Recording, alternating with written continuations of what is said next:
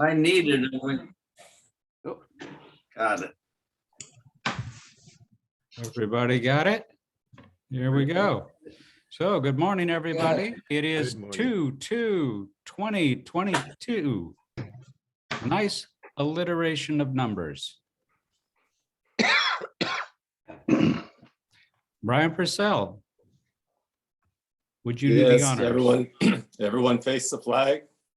I pledge allegiance to the flag of the United States of America, States of America, and to the republic for which it Republic stands, for one which it nation, under stands, God, indivisible, indivisible, with liberty and justice for all. justice for all. You know, we should record that for posterity because someday we're going to look back on that and go, oh my God. Well, I think we just did. Yeah. Did you hit record? Yeah, we did. Recording. We'll put it in the library and nobody will ever listen, but they're going to listen to this because Joe Gadzowitz is going to tune us up. Go, and it is Groundhog Day, which means we're going to do Home on the Range this morning. So, oh, give me a home where the buffalo roam Go. and the deer and the antelope play. Where seldom is heard a discouraging word, and the skies are not day. home on the range, Where the Where the deer and the antelope play, where seldom is heard a discouraging word, and the skies are not cloudy all day. Sweet, that worked. Thank you, Joe. Well, and thank you, Michael Fells came in and greeted everybody very carefully and in a loving way. So thank you, Michael. Wayne Britton, Yes, sir. what are your thoughts today? Okay, I've got the definition of integrity is doing the right thing, even when no one is looking. Well done. That's perfect. So do we have any guests and visitors? I can't see the screen. We've got a second one, but it's not showing all. So do we have anybody on there? I don't see anybody. Well, we've got to be inviting our friends. For a speaker like today, we should have the whole darn community. Jerry, are you on? Yep. How we doing on member payments? Have you had a chance to take a peek? I didn't check the PO box yet this week, but if people are making them by clicking on the member payment button on our homepage, Barbara would probably have a better idea if that money is coming in. Got it. Well, and if you have an accident and hit the donate button, that's not all bad, right? Okay, so anyway, we had 4 weeks last year. If you hadn't had the opportunity to do that, that would be lovely. I got an email from the Rotary Club of Sebastopol who said, that's brilliant. You guys, that's brilliant. We're going to do that too. So it is time, Michael, to mute all. As much as I love hearing people chime in, somebody's bound to have a barking dog soon.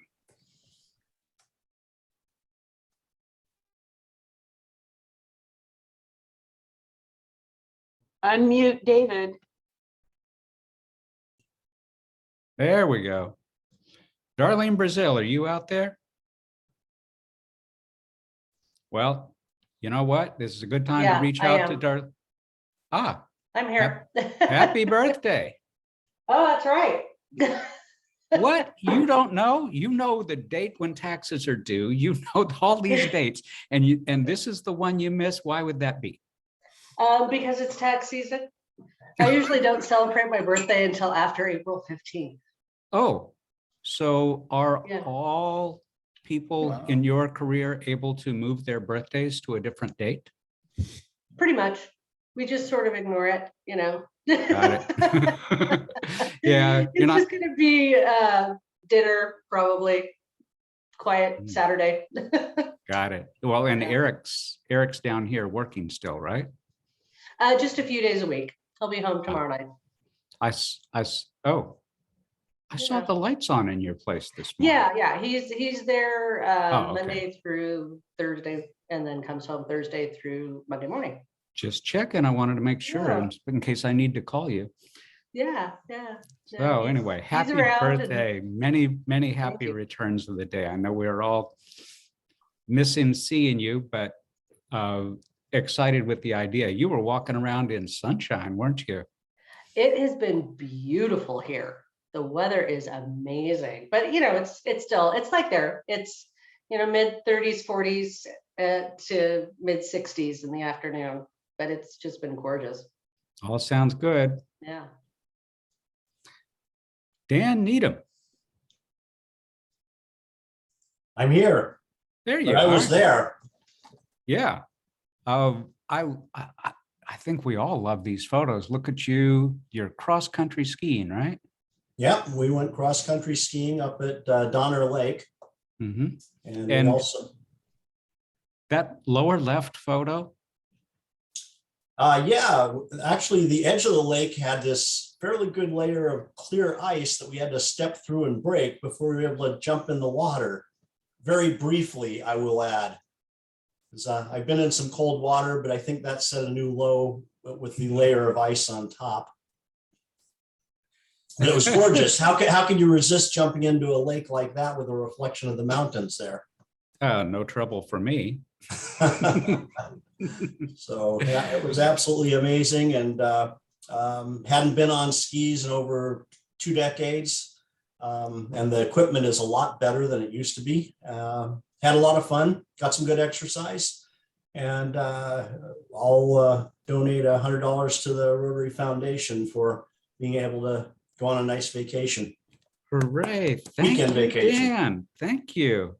Well, you live the good life and fitness is big with you. I hope you have saved heavily for retirement because I think you're going to last forever.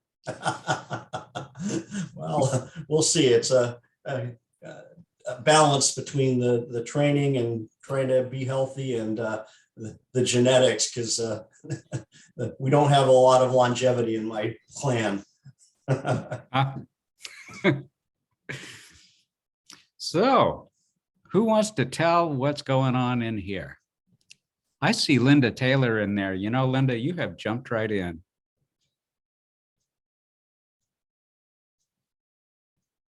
Well, I think we know what it's all about. Really wonderful to see folk there doing good every month and working together shoulder to shoulder with folk from the Rotary Club of Sebastopol. I really treasure that relationship. Aha. Where'd you guys go?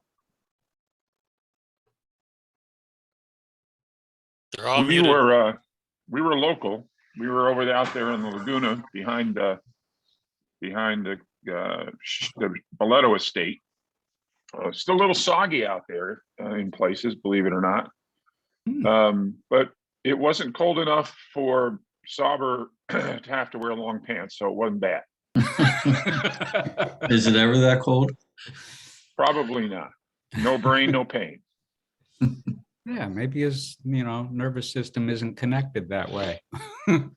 He looks happy as hell, get out. Look at all of you guys. You look great. Where are you going next? Where are you going next week?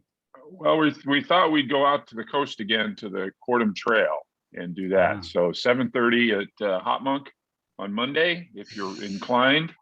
We'll send a little note out. It's good to know if you're coming, because then we don't leave 5 minutes early like we normally do if you're not there. Wow. Linda, Jim, this is your house. Yes, this is our retirement television. We had just hung it the day before ourselves. We got one of those things you put on the wall, and yeah, so That's a referee. Well, that's what not got our phone. That's not our phone. Oh, I don't know. somebody whose it might is. want to That's hit Bob mute. Peters. Yeah. Let's see who he's talking to. Anyhow, that was a very nice Pinot from the Fort Ross winery. They have lovely wines up at Fort Ross. If you ever get a chance to, after your hike, maybe, Joe. Anyhow, it's a beautiful winery, and that's a bottle I had been saving, and it was just lovely. It had a nice cherry flavor that brought out the cherries in the salad. So, yep, Linda's Freestone Kitchen was open that night. My Linda, goodness. what are those blue and yellow uniforms on the TV there? Oh, well, I wasn't the Warriors. Bang, bang, Niner gang. Yeah, no. Who did we play that night? That was LA. Yeah. Oh, we have some fans. That was his point. I get it. Waking up still. So was there an exciting play that knocked over the wine? No, it was no exciting play. It was a good game, actually. I enjoyed the game very much. I'm sad the 49ers aren't in it. I'm more sad about my Chicago Bears not even getting close.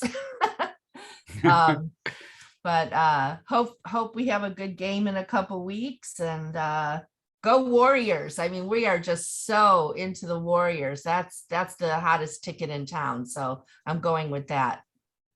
Mm. Well, and on a somber note, many of you will recognize our former district governor,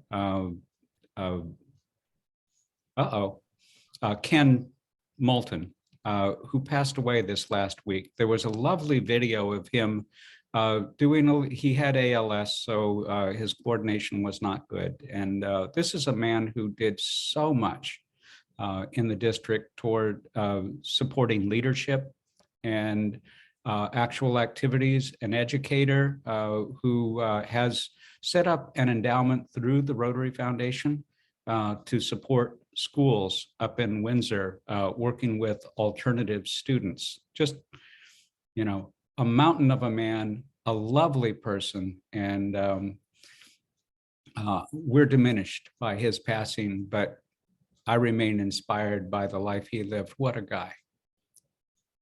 So think of Ken, and if you know Pam, just reach out and say hi. She's talking. So Wayne Britton, you're going to be talking with us. Let me work on my screen here. You're going to be working with us on sharing about service to youth. Where did that file go? Uh-oh, just a moment. I think I have to stop share. Is that right, Michael?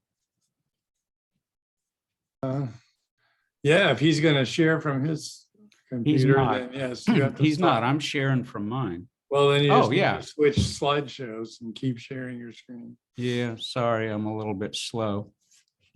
There we go. Hey, Slide should play from the Michael, start. can you turn on my speaker? I'm still seeing Sebastopol sunrise, so I need to do something different because this should be a different. So do new share. Go up the slideshow and Let me, I can say a few things while they're working on that. Thank you. Because I've got some things that are not included on the slides that I wanted to mention. First of all, happy Groundhog's Day. It's my grandmother's birthday. She'd be, I don't know, 130 or 20 or something like that by now.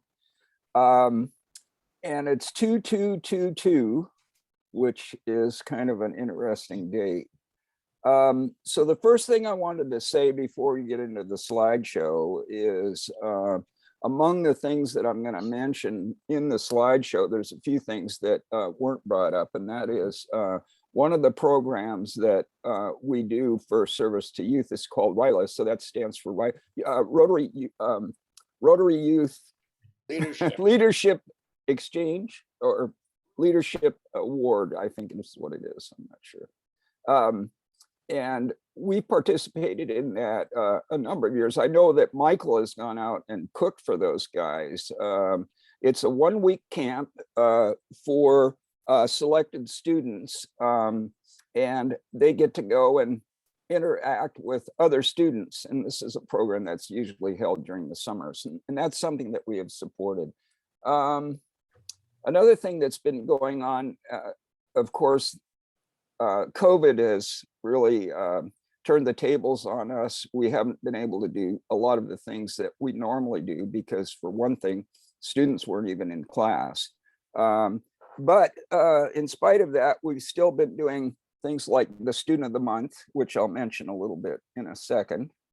David and I have had a few meetings with some folks from other local clubs, I think the Forestville Club and the Noon Club, about trying to help students through this time. You know, there's a lot of stress on everyone.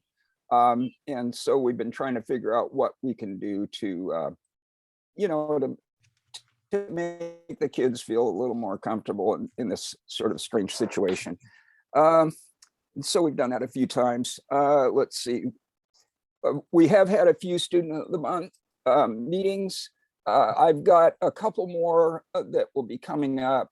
But I want to do them in person because I think it makes it's part of I think the award is having people in front of a live audience rather than having them do a Zoom meeting, and it will be so much better. So we're going to probably have a few in succession coming up here in the near future. Let's see what else. One thing that is coming up is a few folks have volunteered to do mock interviews with students. For some reason, the battery, I'm playing with my computer because it looks like it's not charging and it should be because my battery's dead. What is going on? I gotta see what's happening here. I'm not sure what's going on, but my computer's not charging and the battery's dead. So I may go away here in a minute. And I don't know what I'm going to be able to do. Maybe I can log on with my phone. Well, just keep going. We're going to do mock interviews with students. And that's coming up in the next month. And this is going to help them for this. There's a North Bay organization that is involved with getting students involved in different vocations like construction and plumbing and that sort of thing. And we're going to be helping those students by giving them interviews before they have their real interviews to get them sort of oriented. And we've been doing projects at the school. Rod and I participated recently in projects. So I'm going to go right through this slideshow. And here's some of the other things that we've been doing.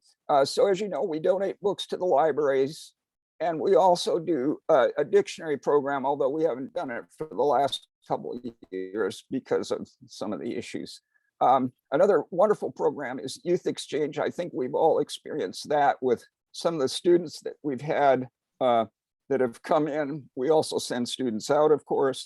And it's a wonderful program for the students and for us because we all learn from one another about different nationalities and so forth. And that's Anthony, our next outbound.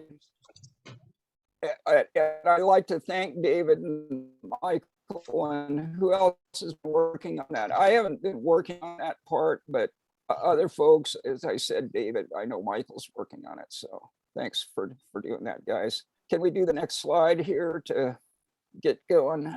So this is a project that we did, I think in 2017. we raised money to build a greenhouse for the Laguna students because it was something that we felt they could benefit from. Given that we're in an ag area, this is something that they could learn from. We could teach them agricultural practices, things like that, but also integrate in with that, lots of science and math and things like that. So this is the beginning of the construction. Steve Barney there on the left is up on the roof. He and I finished off this thing, but a number of us met. Michael McLaughlin there, I don't know if you can, he's up on the upper left, and there's a few other folks, and then there's some other volunteers. I see Al Lustig in front, but other folks from the Garden Club also participated. Can we do the next slide, see what's going on? And here's a few of the students that are doing transplants, and it teaches them a little bit about how to raise plants and how to do propagation of plants and cloning and that sort of thing. On the lower left are a number of plants that I myself and the students raised and sold at the fair during the Hall of Flowers. And the money went back into the school so that they could continue some of the work programs. So that was a fun project. Could I have the next slide, please? Yeah, and we did some work up above the school in the garden. The last year, I think, maybe it was last year, I did most of it because the students weren't there, but we had corn and potatoes planted up there in that big area. On the right is one of the students. She's cutting out plant labels from aluminum cans, and those are used to, of course, label the plants. Next slide, please.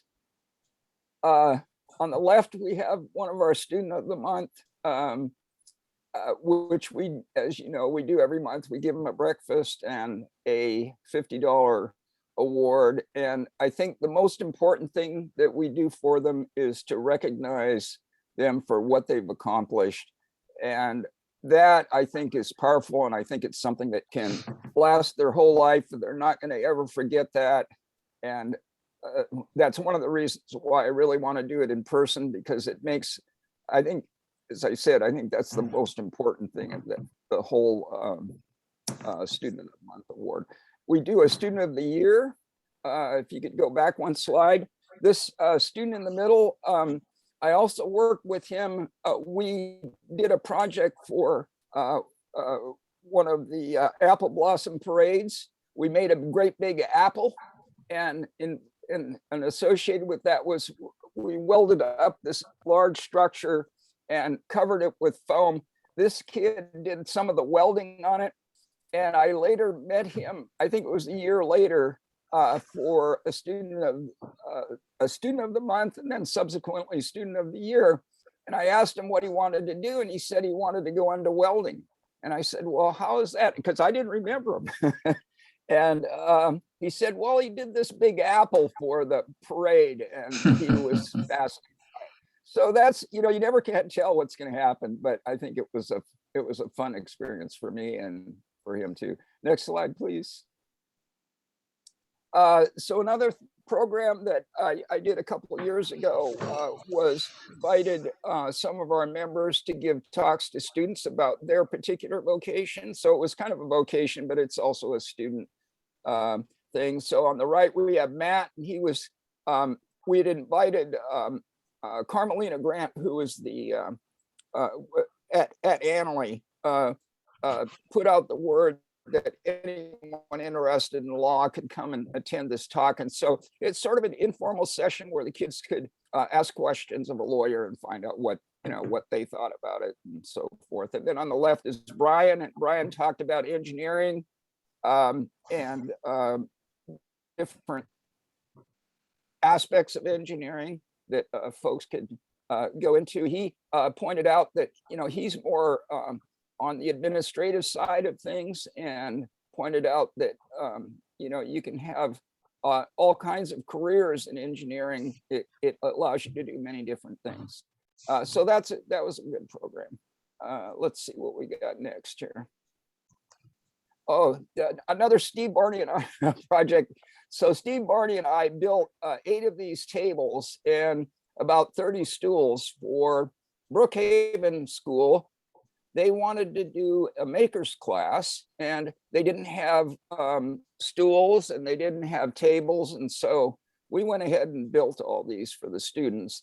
In addition to that, we purchased them a vinyl cutter, which is a CNC cutter that cuts out vinyl that you can plaster up against a car or whatever you wanted to do. And so that was a good program for the kids, and they learned how to do some of the computer skills that are required to do the vinyl cutter.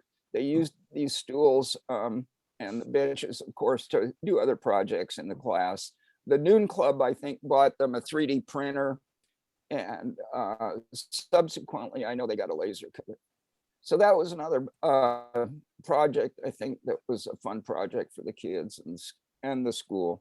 So what do we got coming up next? Okay, so another thing that we did for Laguna was we purchased a CNC router kit, essentially. And so this is a tool driven by the computer that can do engraving and other things. On the very left, there's a couple of students there that are leveling the playing field, if you will, for the CNC router.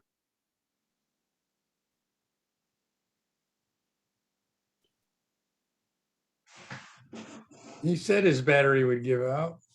Well, I think it did. And let's see, there's some electronics. And there is, oh my God, he's blowing up his computer. Wayne, don't do it. So there we go. We've got a lot of wonderful things going on. Let me push escape here. I'm going to stop that share. I'm going to start a new share, hopefully. And yeah, I'm not going to worry about that. Oh, and well, yeah, actually, I should get onto the desktop. Stop this share. Sorry about this.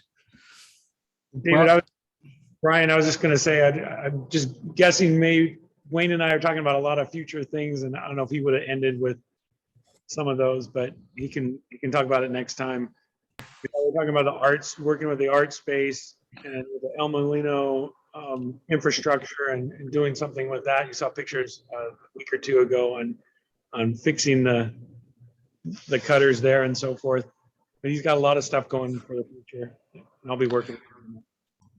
Yeah. Okay, so let's. David, did you want me to talk about Interact? Please do. Thank you. Okay. Yeah. This has been a challenge. The Interact is that we, with the schools combining, we had to combine the Interact class or the Interact club, and it was very apparent from the beginning that all the Interact or all the El Molino kids would sit on one side of the room, all the Annalee kids sit on the other, and it was a little bit a bit of a challenge to interact or to get them to work together. Additionally, in the past, we always had the senior or junior students leading, and we didn't have that either. But working with Aaliyah Coates from the Noon Club, and we're just coming up with different strategies to get them working together. It's been a little bit of a slow start. When at one point we had 40 people up at the Elmo Club. We have about 20 right now. We're having again, it was a little bit slow to get the what do you call it, their projects going, but they've done the road cleanup on High School Road. This Sunday they're doing a beach cleanup at Durham Park. Next Wednesday they're doing a volunteering at the Redwood Empire Food Bank, and they put it off that they were going, but they're going to, what was the third? Oh, Work at the post office. work the post office, and they're going to be collecting food at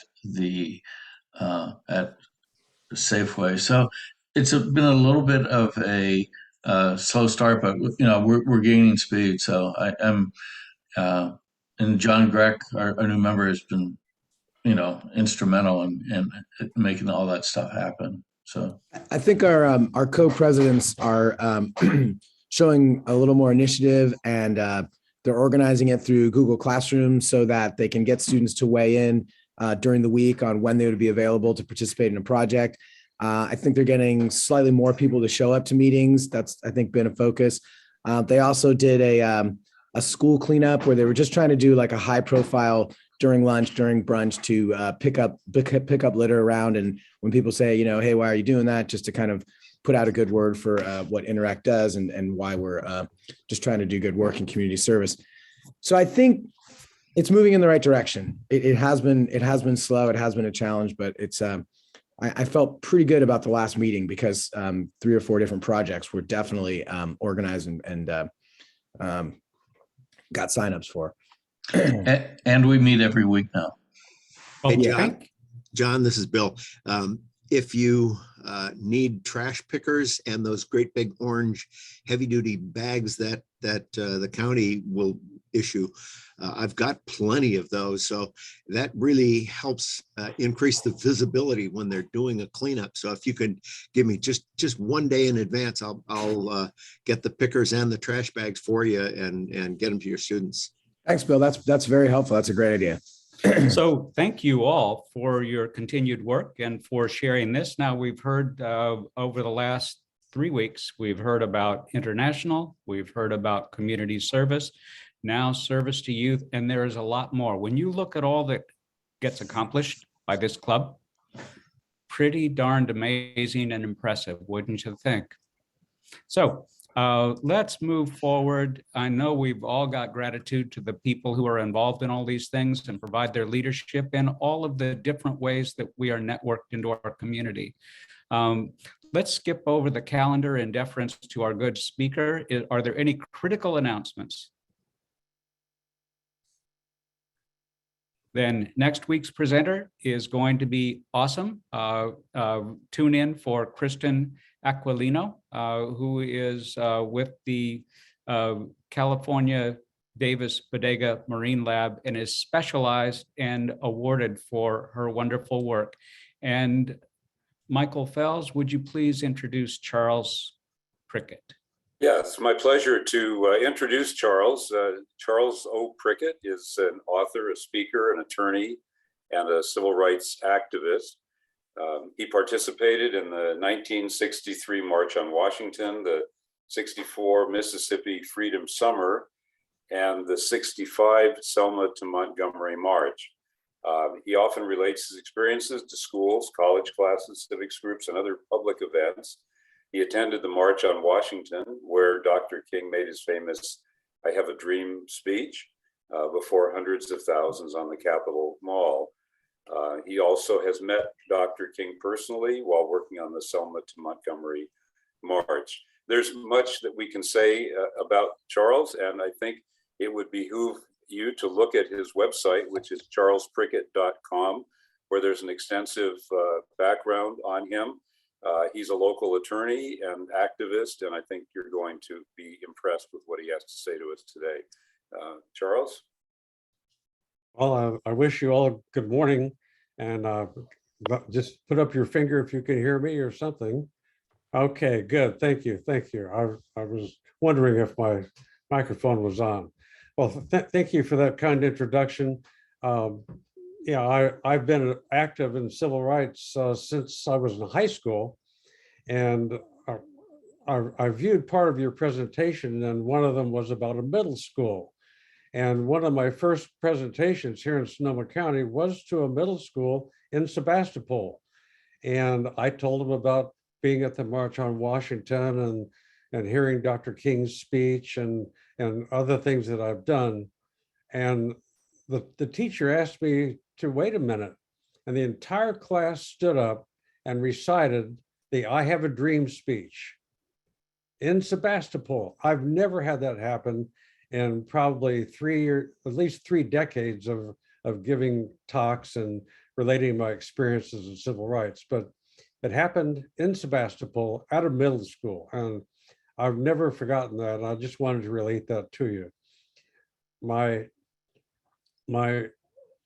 most of what I do is relating my experiences on civil rights. And most recently, I had a close to home article in the Press Democrat about critical race theory.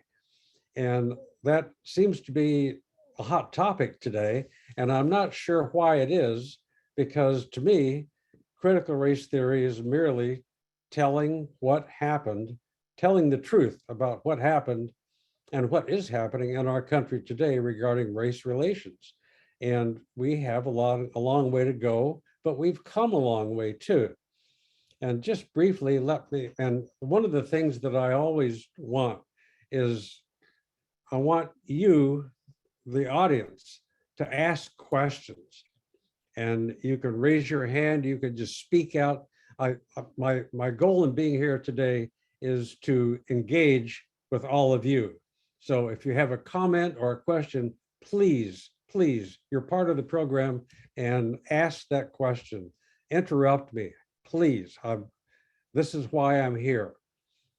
So as you heard, I was at the March on Washington in 1963.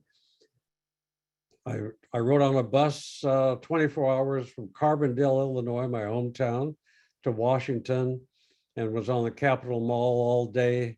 The last speaker of the day was Dr. King. And up until that time, everyone was just relating one-on-one. We were just relating what it was like to be there, why we were there. We were all on the same page. There was no violence. No one was burning anything.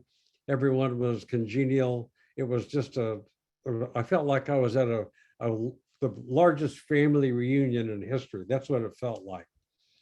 And that was a great experience. And everyone was not really paying attention to what was happening on the speaker's platform. I mean, there were Bob Dylan and Joan Baez were singing, and Peter, Paul, and Mary, and Marian Anderson, and quite a few luminaries at the time, Pete Seeger. But today, no one knows those names. I speak to high school students a lot, and they've probably heard of Bob Dylan and maybe Joan Baez because she's local, but no one else. But we did pay some attention to the people that were presenting. But the last speech of the day was Dr. King, and that stopped everyone. Everyone stopped talking and paid attention. For the first time that day, people paid attention to what was happening on the speaker's platform. And phrases such as, "One day, my children will be judged not by the content of the character, not by the color of their skin." Those phrases resonate with us today as they did in 1963, which is quite a long time ago.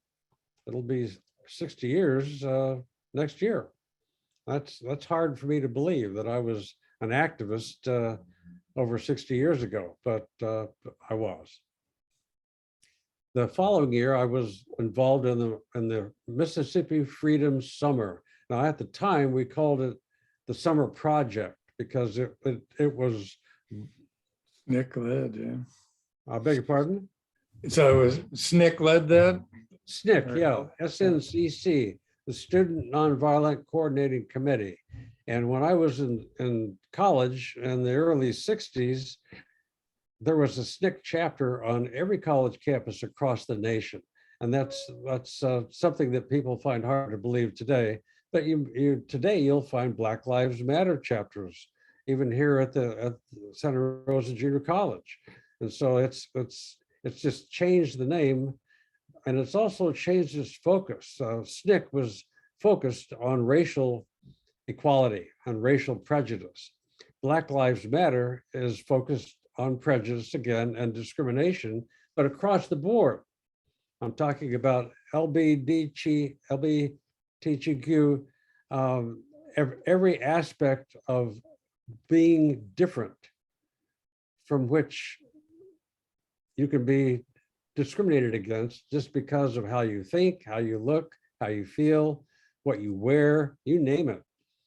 I mean, if I were wearing a purple mohawk, you might have a preconceived idea of who I am. But these are ingrained prejudices in our society and in our psyche.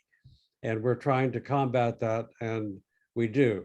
And my most favorite audience are 12th graders. They are informed. They will not accept discrimination in any form.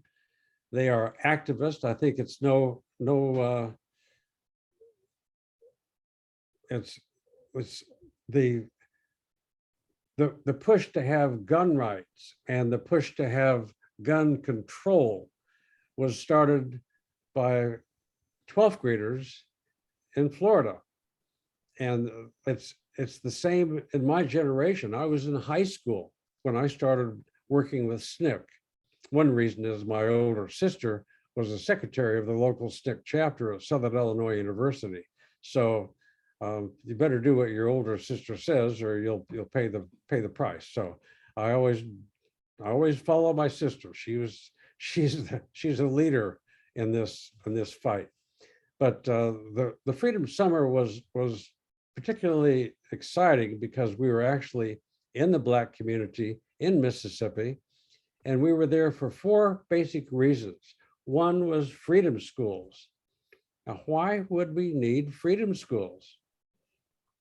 I mean, this is 10 years after Brown versus Board of Education, a unanimous Supreme Court decision, 1954. I remember in 54, I was in the 4th grade and I read about that. And I thought, wow, I thought that was the case already. What do you mean you were segregating the schools? I thought it was something that had happened years ago. Of course, there were no Black students in my small town of DeSoto, Illinois. It was 600 people. But still, I thought it was amazing that that was the case in 1954. Well, 10 years later, I'm in Mississippi teaching a freedom school because the schools are still segregated in Mississippi and across the South.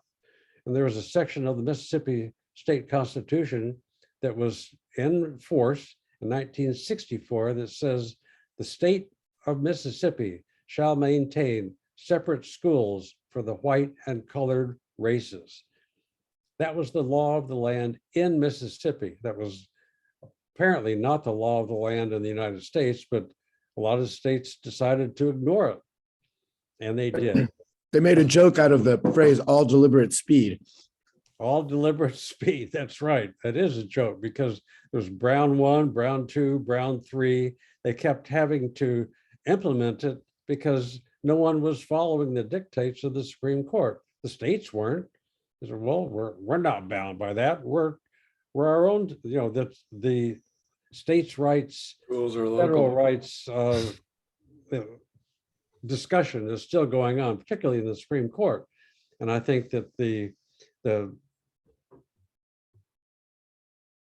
Mississippi case about abortion may turn it back into purely states' rights. We'll see. But listening to Judge Kavanaugh the other day, I thought he said, well, if the system isn't working, just go back to where you were before, which is states' rights. That was not a good thing.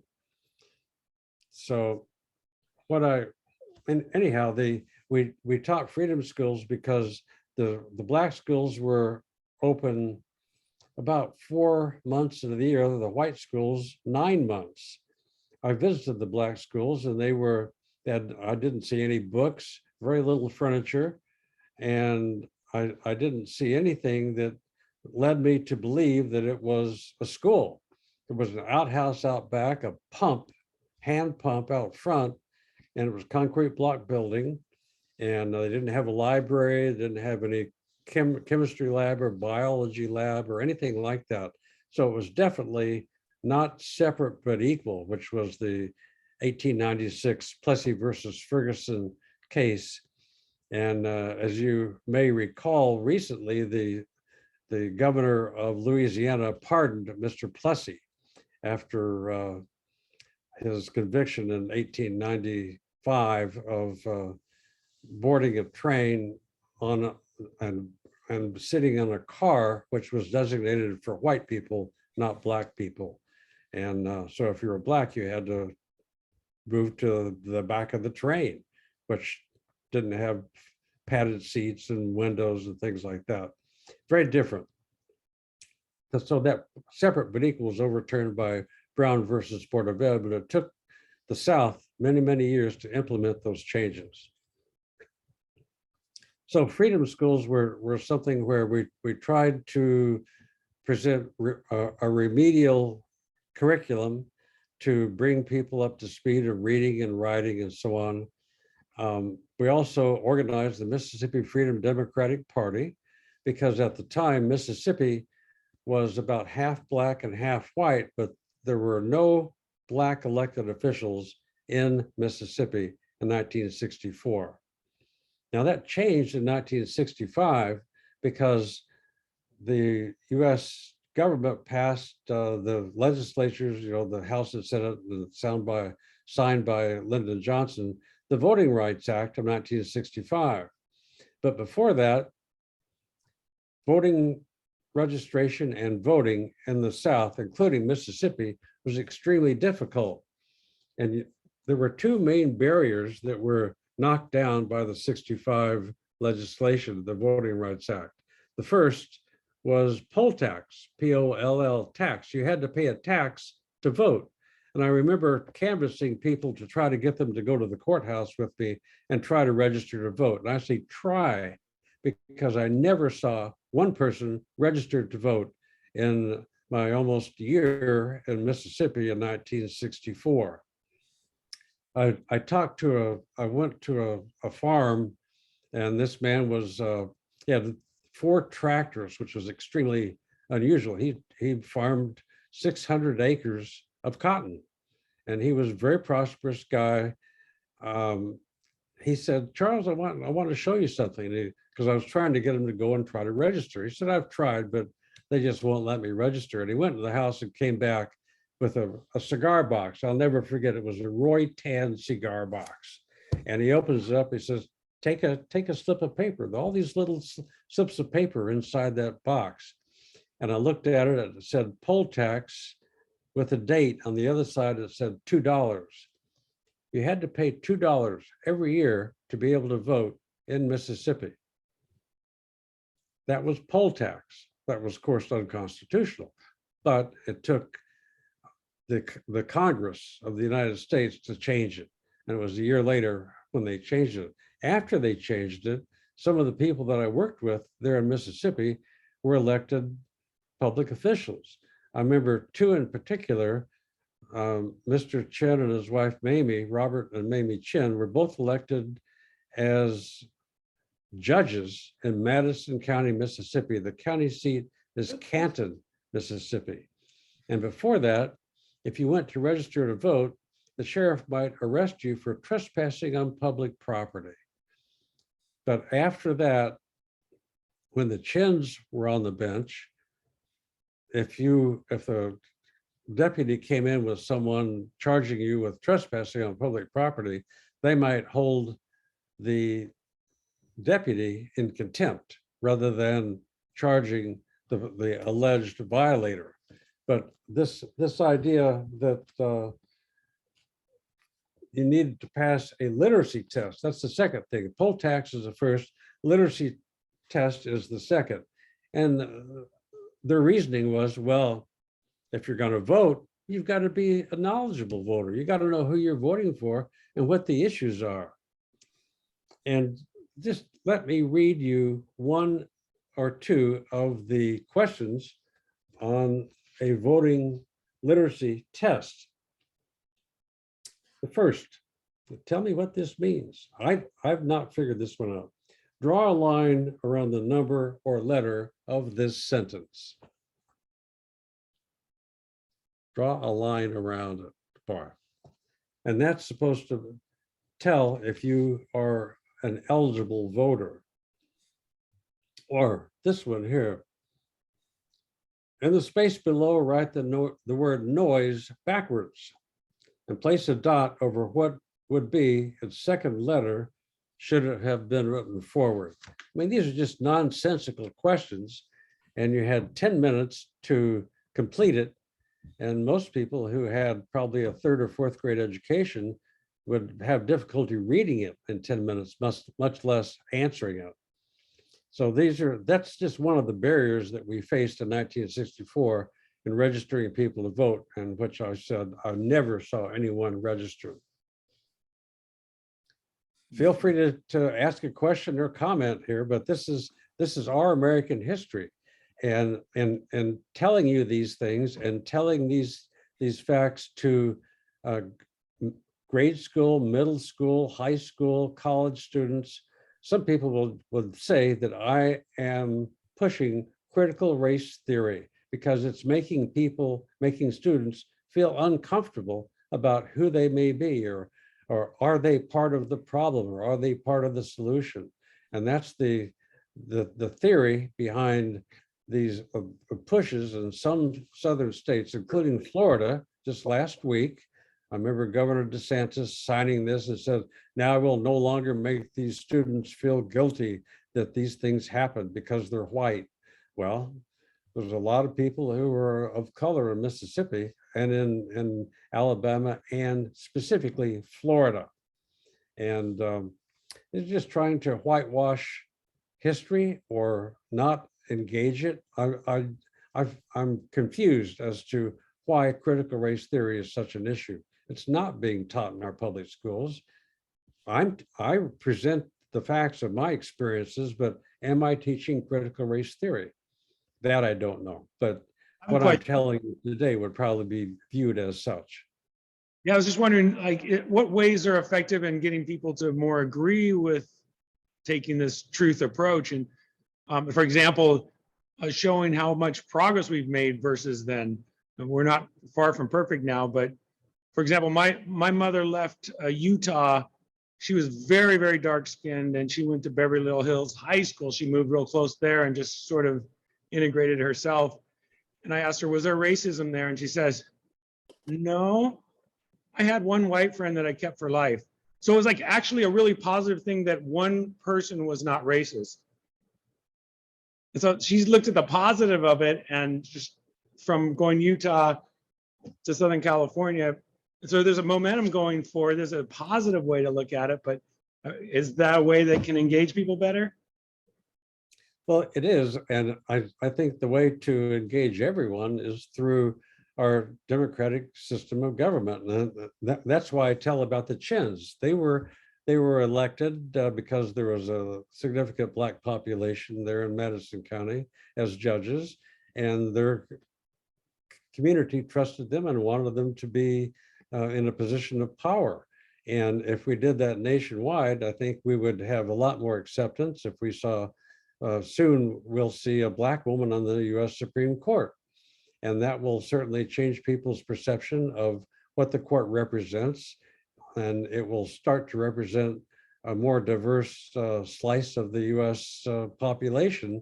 And that will happen. I know there's a lot of minimal flack about it now, but I'm sure that this whatever nominee President Biden chooses will be confirmed by the Senate, maybe by one vote or two votes, but she will be confirmed. But changing the way people view others through the public lens, I think, is extremely important to getting rid of the idea that someone who is brown or Black or looks different than you, and here in California, being Asian is a serious issue in terms of discrimination. So we just have a lot of work to do on all these issues. And I know recently here in Santa Rosa, an inscription on a proposed piece of sculpture downtown on the square there originally did not have a Japanese interpretation of what was inscribed or to be inscribed on a plaque in front of this sculpture. And now that has changed. I read this morning. I was pleased about that. But it's just all around us, and we have to just be aware of ourselves and our neighbors and our friends as individuals. And as a group, we hopefully are diverse and will accept each other as people. And I think that's the main goal. I think we need to have a little bit more history. I just recently read the 1619 Project, and I thought that I was aware. I had no idea. Yeah, that's excellent. Thank you. That's a fabulous compilation of fabulous writing. Yeah. From a school's point of view, I would say that the general direction is away from social studies and away from history. There's all this emphasis now on STEM, science, technology, engineering, and math. And when I hear that, all I hear is an emphasis away from English, away from language, away from history, away from sociology and psychology. And I feel like the direction here is going away from general awareness of political issues. And to me, that is exactly why you have Trumpism, and that is exactly why you have racism. And that's exactly why critical race theory has been drummed up by the Trump people to make sure that nobody knows anything about context on how you could come up with somebody as populist and disastrous to democracy as Donald Trump. And I have a hard time seeing it any other way. I agree 100%. And what I was thinking when you were speaking was we need a liberal arts curriculum. We need people to be informed across a wide spectrum of issues and different areas of academia. We need history. We need art. Art is suffering in our schools. We just don't have it. And expression, critical thinking skills was something that I learned in high school, and I don't see that today in the curriculum anywhere.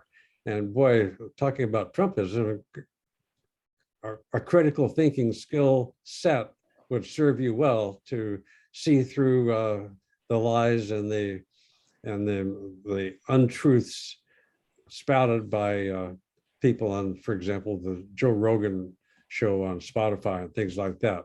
It's something that we need. We need to have critical thinking skills, and it's something that I support wholeheartedly. And I am an attorney, but my goal in being an attorney was to further education. I'm an educator.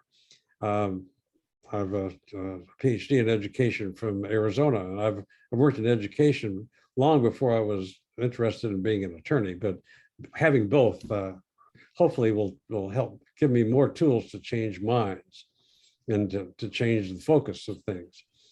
Now, in this, two more things about the Freedom Summer. In addition to Freedom Schools and trying to register people to vote, we also organized the Mississippi Freedom Democratic Party. And we went to Atlantic City with our delegates and challenged the all-white Mississippi Democratic Party. And we said, we represent all the people in Mississippi, not just half the population. And we were offered 2 at-large seats, and we turned that down and returned to Mississippi. But I think the following year, after the Voting Rights Act was passed, the grassroots organization we did the prior year really helped elect people of color in Mississippi. And I think that was a real positive thing. Mr. Prickett. Yes. Oh, I'm sorry. I thought you had finished that thought. Do you want to continue? Was my time up? Yeah, that's what I wanted to check in about. It doesn't have to be. If you are willing to stay, I'm sure that there are people who would listen to you all day. Yeah, I'd like to talk some more too with him. Yeah, go ahead. If you're available for a little bit of time afterwards, some people need to get to work and about things, but I know that there are people amongst us who would love to hear more. We're very grateful for your presence here today and your sharing with us. If you noticed in the In the slides earlier, you might have seen books that were donated to a local school library. Those were selected for diversity, equity, and inclusion. And one of those books will be inscribed with your name to honor your time with us today and all the fabulous work that you have done. We are so grateful. Well, if I could donate my book, I will. I'm pleased to do that. How many copies would you like?